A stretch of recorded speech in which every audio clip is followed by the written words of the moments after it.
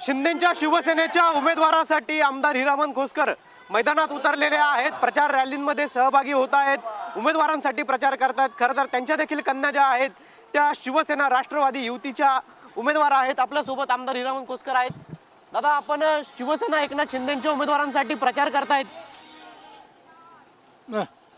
या ठिकाणी महाराष्ट्राचे उपमुख्यमंत्री व लाडक्या बहिणीचे लाडके भाऊ व तसेच महाराष्ट्राचे उपमुख्यमंत्री ते सुद्धा लाडक्या बहिणीचे लाडके भाऊ या दोन्ही नेत्यांनी एकंदर नाशिक महानगरपालिकेची युती केलेली आहे।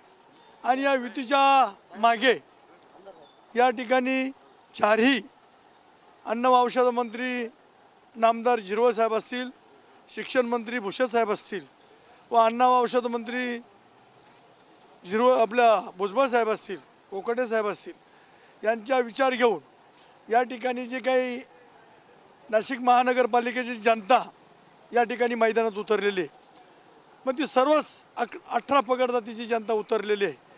जे काही दिशाभूल केलं 8-9 वर्षे, ती दिशाभूल जनतेला सहन झालेलं नाही।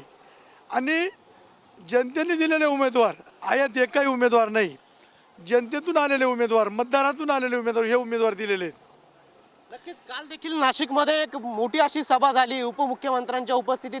काय वाटतं, अगोदर ठाकरे बंधूंची सभा झाली, आता परिवर्तन होईल कालच्या सभेनंतर?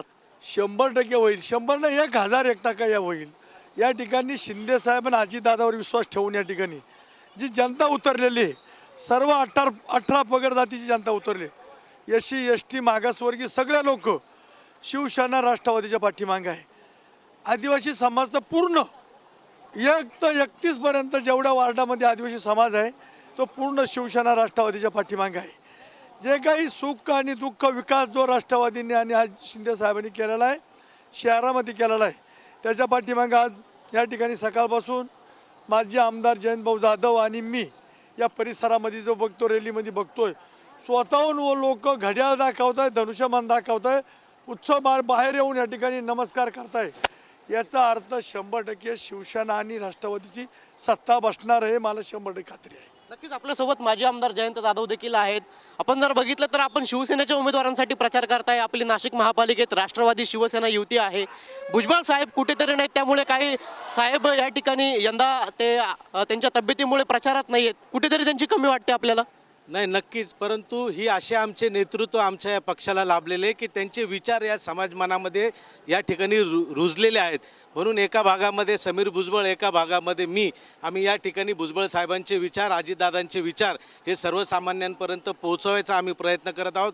आमचे नेते आदरणीय खोसकर साहेब, आदरणीय झिरवळ साहेब हे सुद्धा या ठिकाणी आमचा सगळा या परिसरातील दिंडोरी वणी परिसरातील आमचा आदिवासी बहुल भाग हा परिसर आहे। या ठिकाणी आम्ही बघत असताना की रस्त्यावरती लहान मुलांपासून महिला भगिनी हे आम्हालाच, म्हणजे आम्ही त्यांना अपील करायच्या ऐवजी तेच आम्हाला या ठिकाणी धनुष्यबाणाची निशाणी दाखवत आहेत। याचाच अर्थ असा होतोय की ही जनमानसामध्ये आज ही परिवर्तनाची लाट या ठिकाणी आलेली आहे।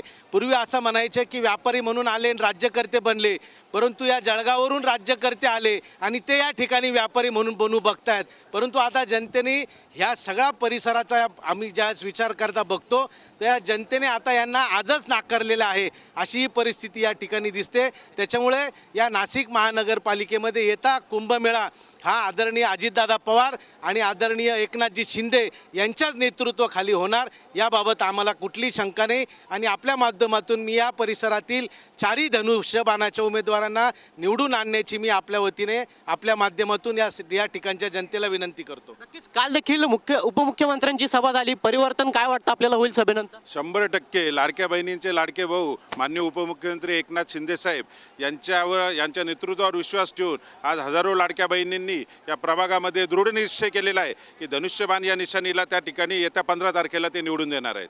नक्कीच आपण जर बघितलं तर आमदार हिरामन खोसकर असतील, माजी आमदार जयंत जाधव असतील, हे शिवसेना एकनाथ शिंदेच्या उमेदवारासाठी आता प्रचाराला मैदानात उतरल्याचं पाहायला मिळतंय। सभा असतील, चौक सभा असतील, त्याचबरोबर रॅल्या असतील, यामध्ये सहभागी होताना आपल्याला पाहायला मिळतंय। आणि या ठिकाणी विजयाचा विश्वास जो आहे तो देखील त्यांनी व्यक्त केला आहे। कॅमेरा पर्सन कुशाल पाटीलसह पवन येवले, TV9 मराठी, नाशिक।